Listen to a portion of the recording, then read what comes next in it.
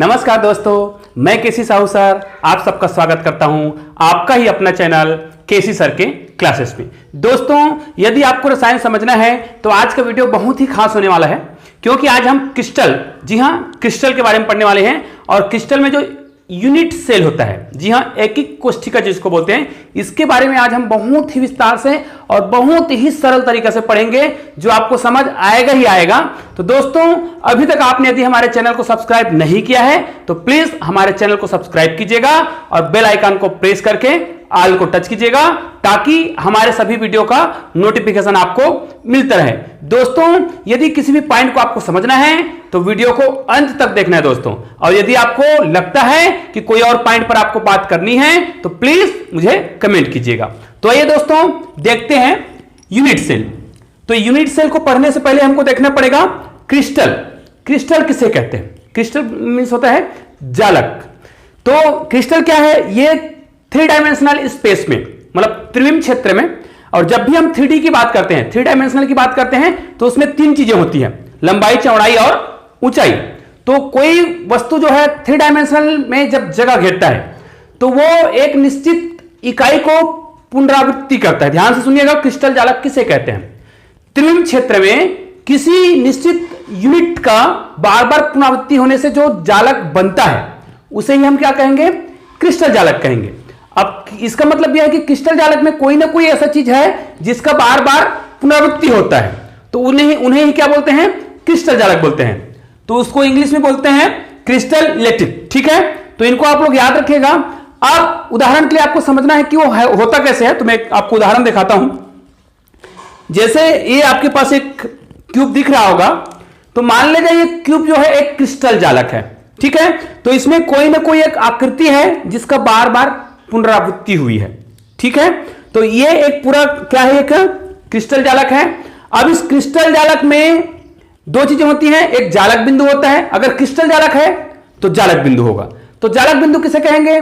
तो ये जो क्रिस्टल दिख रहा है, इसके जिस भाग पर भी परमाणु पाया जाएगा, अणु या परमाणु जो भी बोलते हैं, वो पाया जाएगा, वो उसका क्या कहलाता है? जालक बिंदु कहलाता है। जैसे हमने कोई घन का चित्र बनाया, जैसे मैंने ये चित्र बनाया, देखिएगा, आपको पूरा समझ आएगा आसानी से। ये हमारा घन का चित्र है, ध्यान दीजिएगा। तो ये हमारा एक क्रिस्टल जालक का निर्माण करेगा इस प्रकार। तो इसके कॉर्नर पे कहीं पर भी, जैसे यहां पर मान लीजिए कोई परमाणु है, ठीक है, यहां पर कोई परमाणु है, यहां पर है, यहां पर है, कॉर्नरों में, तो परमाणु जहां पर क्या होता है? स्थित होता है, उस बिंदु को, उस क्रिस्टल का क्या बोलते हैं? जालक बिंदु बोलते हैं। क्लियर हो गया कि जालक बिंदु किसे बोलते हैं? परमाणु जहां पर स्थित होता है तो उनकी जो व्यवस्था होती है, वो जिस जगह पर स्थित होती है, उसको क्या बोलते हैं? उस क्रिस्टल का जालक बिंदु बोलते हैं। तो दोस्तों, ये उनका जालक बिंदु हो गया। अब हमको देखना है, यदि हमको क्रिस्टल के बारे में पढ़ना है जालक, तो यूनिट सेल को बारे में पढ़ना पड़ेगा। तो आइए अब हम यूनिट सेल को बहुत ही आसानी से और सरल तरीका से जानते हैं। दोस्तों, यहां पर यह बात बहुत ही विशेष रूप से ध्यान देने योग्य बात है कि किसी भी क्रिस्टल में, क्रिस्टल जालक में, उनके जो फलकों के बीच जो कोण बनता है वो हमेशा बराबर होता है, चाहे वो क्रिस्टल छोटा हो या बड़ा हो। उदाहरण के लिए आप बहुत ध्यान से सुनिएगा, आप किसी कमरे में जाइएगा, कमरे के अंदर में, और किसी भी एक कॉर्नर को देखिएगा, किसी एक कोण को देखिए और उस कोण को देखिए, तो वहां पे आपको दिखेगा 3 फलक दिखाई देगा। ध्यान दीजिएगा, 3 फलक दिखाई देगा, और 2 फलक जहां पे मिलता है, ध्यान दीजिएगा, 3 फलक दिखाई देगा, तो 2 फलक जहां पे मिलता है तो वहां पे एक कोण बनता है। प्रत्येक फलक में तो 2 फलक मिलते हैं, तो आपके पास कितने फलक है? टोटल 3 फलक है। तो 2 फलक एक दूसरे से जब मिलते हैं तो कोण बनते हैं। तो मान लीजिए हमारे पास 3 फलक है, तो तीनों फलक एक दूसरे से मिलेंगे तो कितने कोण बनेंगे? 3 बार कोण बनेंगे। तो उसको हम अल्फा, बीटा, गामा बोल सकते हैं। तो ये जो कोण होता है, ध्यान दीजिएगा, क्रिस्टल जालक में जो 3 कोण बनता है, उसके मान जो है हमेशा बराबर होते हैं, चाहे वो क्रिस्टल छोटा हो या बड़ा हो। ठीक है, तो आइए अब हम यूनिट सेल के बारे में जानते हैं। यूनिट सेल किसे कहते हैं? तो लिख लेते हैं यूनिट सेल, ये हो जाए। दोस्तों, एक बात याद रखिएगा, कई बार परीक्षा में यूनिट सेल को एकीक कोशिका करके पूछ देते हैं। इसको एकीक कोशिका, तो ये नाम भी याद रख लेना है, क्योंकि एकक मतलब इसको एकक भी बोलते हैं, एकक भी बोल सकते हो इसको, एकक या फिर एकिक, यूनिट मतलब एकिक और सेल मतलब कोष्ठिका। तो कई बार परीक्षा में एकिक कोष्ठिका से आप क्या समझते हो ऐसा पूछ देते हैं, तो ये वर्ड आपको याद रखना है। तो यूनिट सेल क्या है, अब ध्यान दीजिएगा, क्योंकि क्रिस्टल किससे मिलकर बनता है, यूनिट सेल से बनता है। ध्यान दीजिएगा, ये बड़ा अच्छा उदाहरण मैं आपको समझा रहा हूं।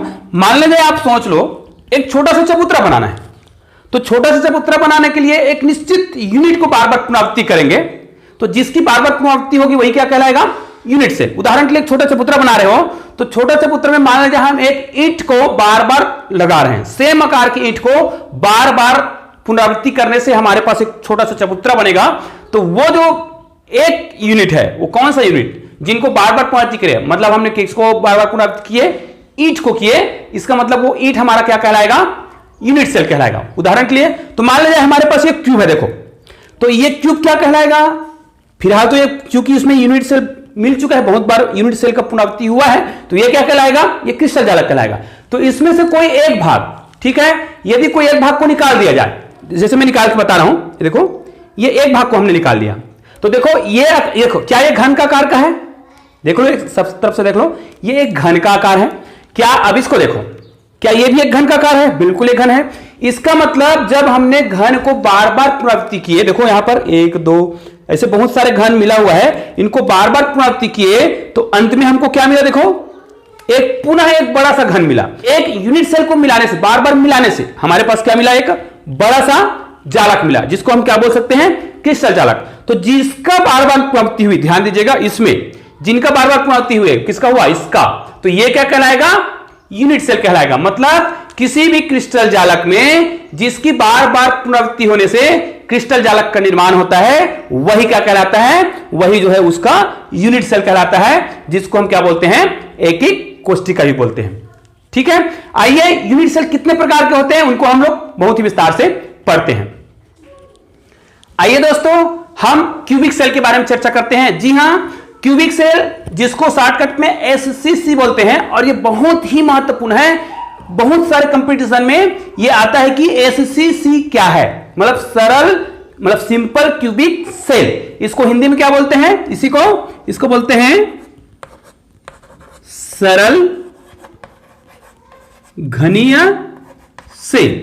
जी हां, इसको सरल घनीय सेल बोलते हैं, और इसका शॉर्टकट फॉर्म एससीसी होता है। कई बार तो बोर्ड एग्जाम में यही पूछा जाता है कि एससीसी से आप क्या समझते हैं, तो बच्चे लोग क्या करते हैं, कंफ्यूज हो जाते हैं, क्योंकि वो ये पढ़ के जाया जाता है सरल घनीय सेल से आप क्या समझते हैं, और बोर्ड एग्जाम में ये आ गया।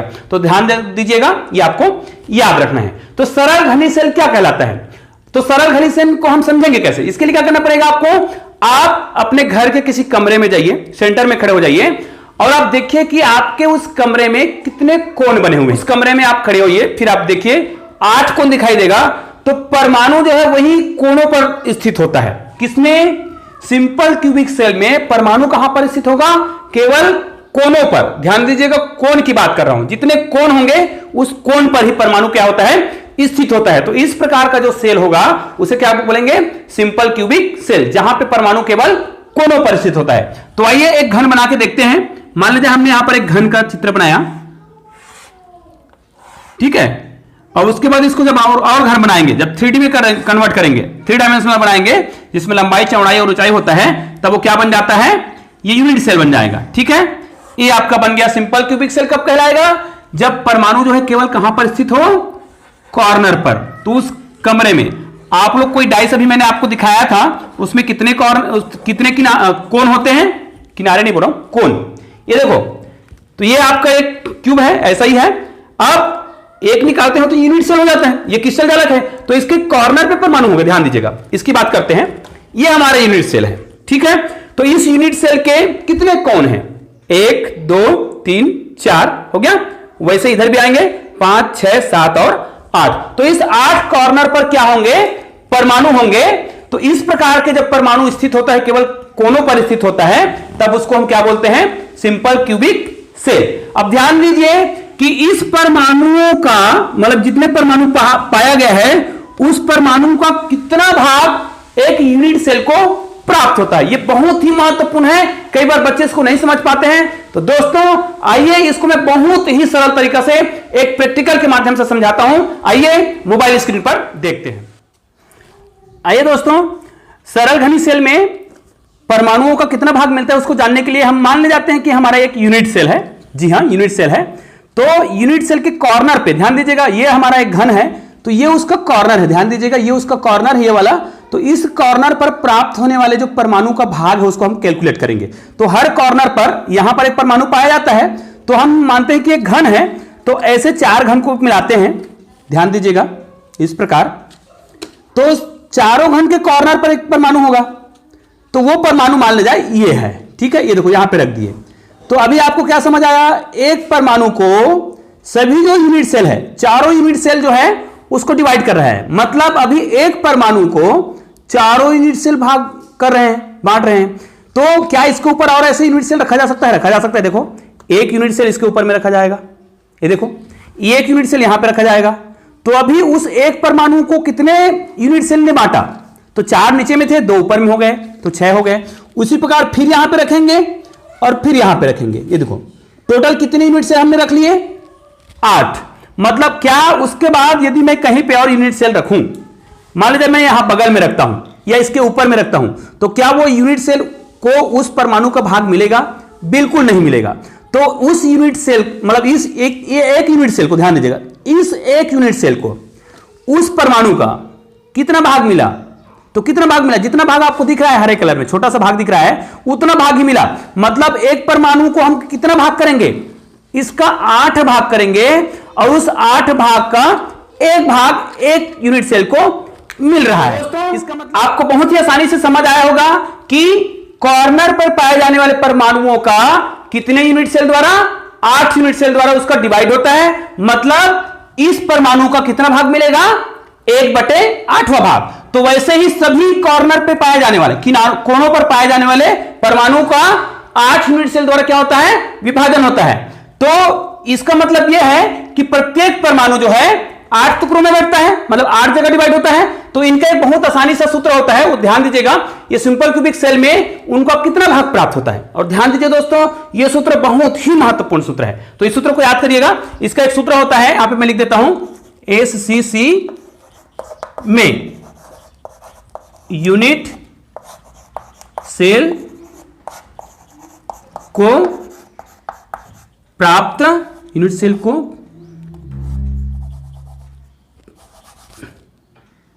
प्राप्त भाग या अंश बोल सकते हैं। यहां पे क्या आएगा? 1/8 गुणित, यहां पर क्या लिखाएगा? कोनों पर स्थित, ध्यान दीजिएगा, कोनों पर स्थित हो उसी का, कोनों पर स्थित परमाणु की संख्या, परमाणु की संख्या। तो एक यूनिट सेल को कितना परमाणु प्राप्त होगा? तो उसका कितना भाग प्राप्त होने वाला है? ध्यान दीजिएगा, यूनिट सेल का, और वो भी किसमें? एससीसी में, मतलब सिंपल क्यूबिक सेल में कितना भाग मिलेगा? 1/8वां भाग, वो भी किसका? कोनों पर स्थित परमाणु की संख्या। अब देखो सिंपल क्यूबिक सेल में कोनों पर कितने परमाणु होते हैं? देखो एक कोना, 2 कोना, 3 4 5 6 7 8 परमाणु होते हैं। मतलब इसको यदि हम निकालना चाहें तो 1/8 गुणित कोनों पर स्थित परमाणु की संख्या, कितने परमाणु हैं? 8। तो ये 8 और 8 क्या हो जाएगा? कट जाएगा, तो कितना बचेगा? 1। अर्थात कितना भाग मिला? 1 भाग। ध्यान दीजिए, परमाणु 8 होते हैं, लेकिन उस एक एक परमाणु का 8 यूनिट सेल द्वारा विभाजन होता है, इसलिए उसको केवल कितना भाग मिल पाता है? 1 भाग मिल पाता है। इनको बहुत सावधानी पूर्वक देखिएगा और इसको याद रख लीजिएगा, बड़ा आसानी से याद हो जाता है। तो आइए हम दूसरा देखते हैं। आइए दोस्तों, फलक केंद्रित घनी सेल के बारे में जानते हैं। फलक केंद्रित सेल वह सेल होता है जो कॉर्नर पर तो उनके परमाणु पाए ही जाएंगे, इसके अलावा नाम से ही समझ आता है फलक केंद्रित, मतलब फलक के केंद्र पर, मतलब फलकों के बीच में भी परमाणु पाया जाएगा। क्योंकि ये सिंपल क्यूबिक सेल तो है ही, मतलब क्यूबिक सेल तो है ही, लेकिन इनके साथ साथ ये फलक केंद्रित घनी सेल है। फलक केंद्रित मतलब फलकों में भी देखो, फेस सेंटर्ड क्यूबिक सेल, इसको शॉर्टकट में बोलते हैं एफसीसी।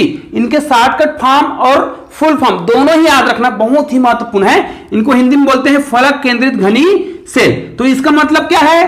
कॉर्नर पर तो परमाणु पाया ही जाएगा, इसके फलक के बीच ही पाया जाएगा। जैसे मान लीजिए मैंने यहां पर एक घन बनाया, ये देखो घन बन गया फटाफट, अब इसके कॉर्नर पर तो पाया ही जाएगा, यहां पर एक परमाणु यहां पर तो पाया ही जाएगा कॉर्नर पर, ठीक है, किनारों पर, ये इसके 8 कोने पर तो पाया ही जाएगा। इसके अलावा इसके कितने फलक होते हैं, ये हमारे घन है, इसके कितने फलक होते हैं गिन सकते हैं, 1 2 3 4 और 5 और 6 फलक होते हैं। तो प्रत्येक फलक पर भी परमाणु पाया जाएगा। तो इसके फलक के सेंटर पर लिखा है फेस सेंटर्ड, फेस के बीच पर यहां पर एक पाया जाएगा, एक यहां पर, एक यहां पर, एक यहां पर। अब एक सामने का भाग, ये इस चित्र में देखो एक सामने का भाग, तो चित्र में तो आपको ये फलक दिख रहा है, उसका सामना मतलब ये होगा इसके सामने, और एक ये जो दिख रहा है जो पीछे का भाग है, ये पीछे का भाग हमको दिखता नहीं इसमें, ये पीछे का भाग है, वहां पर तो एक यहां पर। तो टोटल कितने फलक होते हैं, 6 फलक। और उन 6 फलक पर पाए जाने वाले परमाणु को कितना भाग उनको मिलता होगा, तो ध्यान दीजिएगा, एक परमाणु को 2 यूनिट से डिवाइड करता है, बांटता है। कैसे बांटता है, देखो मेरे पास एक, फिर वही माचिस की डिबिया से आपको समझाने का कोशिश कर रहा हूं। ये देखो, ये मान लीजिए क्या है हमारा घनी सेल, और ये उसका खरक क्या है, फलक है। तो प्रत्येक फलक पर इधर इधर सब फलक पर पाया जाएगा। मैं एक फलक का उदाहरण दे रहा हूं, इस फलक पर एक परमाणु पाया गया है, देखो यहां पर पाया गया, और इसके ऊपर में एक और फलक डाला गया। तो आप सोच के देखो उस परमाणु का कितने यूनिट सेल द्वारा सहभाजन हो रहा है, केवल और केवल 2। तो टोटल कितने फलक होते हैं, 6 फलक। तो उन 6 फलक पर पाए जाने वाले परमाणु को कितना भाग मिलता होगा, फिर इसका मतलब यह है कि एक परमाणु का 2 भाग मतलब आधा, ठीक है। तो आइए इनका भी एक सूत्र लिखते हैं, यहां पर ये लिखना पड़ेगा FCC, तो यहां पर लिखेंगे FCC पर किसको, यूनिट सेल, ठीक है, यूनिट सेल को प्राप्त भाग। तो इसका कितना भाग मिलेगा, तो पहला वाला भाग, देखो ये वाला भाग तो मिलना ही मिलना है, पहला वाला भाग ये तो मिलेगा ही। तो इस सूत्र को मैं डायरेक्ट लिख रहा हूं, तो 1/8 गुणित 8वां भाग ये तो मिलेगा ही मिलेगा, ठीक है। क्यों, क्योंकि जो कोण पर जो पाया गया है, कोनों पर परमाणु है, उसका तो 1/8वां भाग मिलेगा ही।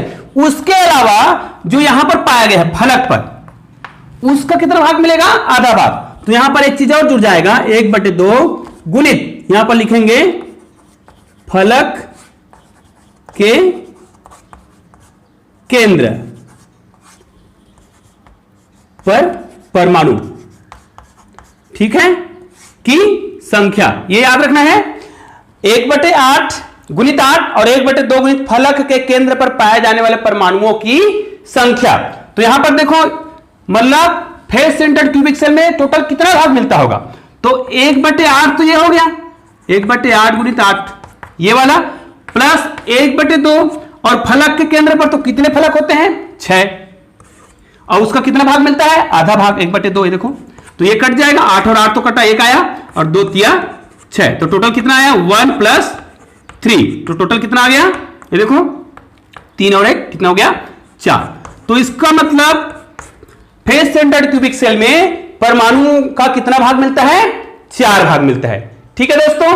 आइए अगला भाग, आइए दोस्तों तीसरा देखते हैं, अंतः केंद्रित घनी सेल। इसमें भी नाम से आपको स्पष्ट समझ आ रहा होगा, अंतः केंद्रित घनी सेल, मतलब ये घनी सेल तो है, मतलब सिंपल क्यूबिक सेल का गुण तो इसमें पाया जाएगा ही, लेकिन इसमें उसके अलावा मतलब कोनों पर जो परमाणु पाया जाता है उसके अलावा भी इसके एक जगह और परमाणु पाया जाएगा। कहां पाया जाएगा, बॉडी सेंटर, मतलब वो जो पूरा क्यूब बना हुआ है, देखो ये क्यूब है, इसके सेंटर पे, तो इसका सेंटर तो एक ही होगा, उसका बीच का भाग। अब इसके बीच के भाग को मैं कैसे दिखाऊं, आप किसी कमरे में खड़े हो तो उसका सेंटर खुद निकाल लेना, वहां हवा में आएगा बीच में, तो इसका सेंटर निकलेगा बीच में आएगा, तो वहां पर एक और परमाणु पाया जाएगा। तो उसका चित्र अगर हम ऐसा बनाना चाहें तो ऐसे बनाएंगे, ये देखो ये आपका बॉडी सेंटर क्यूबिक सेल बनेगा, तो इसके 8 कोण है, वहां पर तो परमाणु पाया ही जाएगा, यहां पर परमाणु पाया ही जाएगा, यहां पर। इसके अलावा एक परमाणु इस पूरे क्यूब के सेंटर में, मतलब बीच में पाया जाएगा, ये वाला, ध्यान दो। और ये बताओ इस जो परमाणु है उसका इस यूनिट सेल को कितना भाग मिलेगा, क्या इस परमाणु का किसी और यूनिट सेल द्वारा भाजन होगा, नहीं होगा। क्यों नहीं होगा, क्योंकि वो तो उसके बीच में है। इसका मतलब यह है कि इस परमाणु का इस यूनिट सेल को पूरा भाग मिलता है। समझ आ रहा है? इसका पूरा भाग मिलता है। तो बीसीसी में ध्यान दीजिएगा, बॉडी सेंटर्ड क्यूबिक सेल में इस परमाणु का पूरा भाग मिलता है। जो कोनों पर होता है उसका कितना भाग मिलता है? 1/8वां भाग, और 1/8वां भाग मतलब 1, और इसका 1 मतलब टोटल कितने भाग? 2 भाग मिलते हैं। तो आओ इसको सूत्र के माध्यम से समझते हैं। इनको याद रख लीजिएगा, इनका भी फुल फॉर्म और शॉर्टकट फॉर्म दोनों याद रखना है, ठीक है? तो इसका सूत्र क्या होगा? यहां पे लिखेंगे बीसीसी में यूनिट सेल को, ठीक है, यूनिट सेल को प्राप्त अंश या भाग, ठीक है? बीसीसी में यूनिट सेल को प्राप्त अंश या भाग, ये किसका भाग होता है? परमाणु को होता है। मैं शॉर्टकट में ऐसा लिख रहा हूं, आप लोग पूरा लिख सकते हो। बीसीसी में यूनिट सेल को प्राप्त परमाणुओं का अंश या भाग, ये कितना होगा? 1/8 गुणित 8 भाग तो होगा ही। क्यों होगा? क्योंकि ये भी एक सिंपल क्यूबिक सेल तो होता ही होता है। तो यहां पर पाया जाएगा उसका तो मिलेगा, प्लस बॉडी सेंटर, तो केंद्र पर स्थित परमाणु, यहां पर क्या होगा?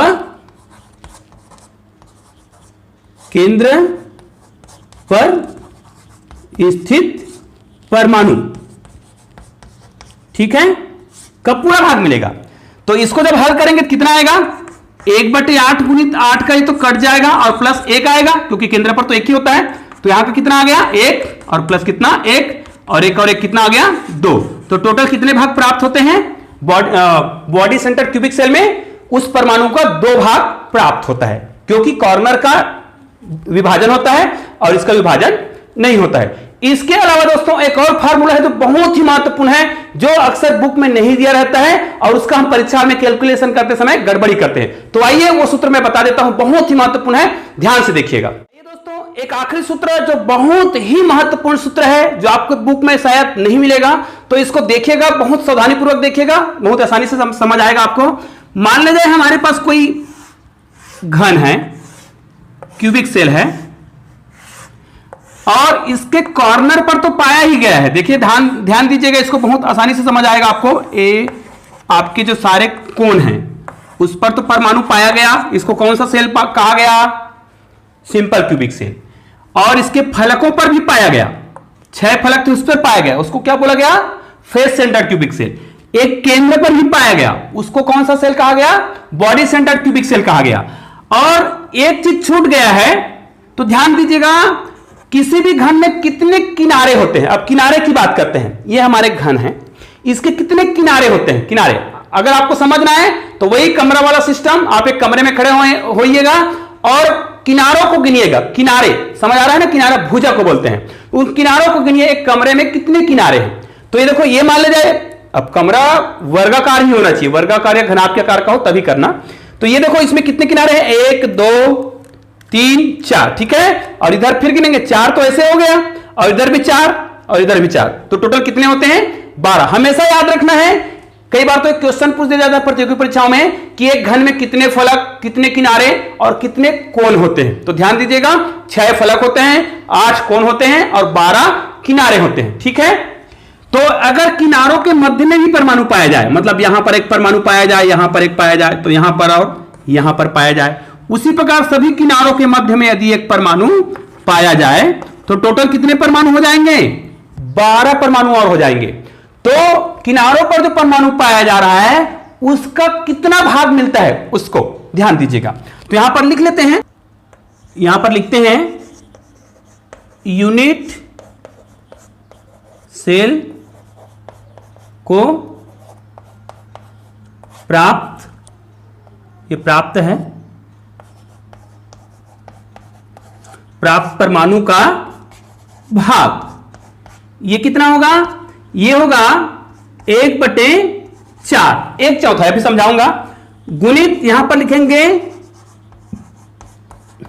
किनारों के मध्य में स्थित परमाणु, ठीक है।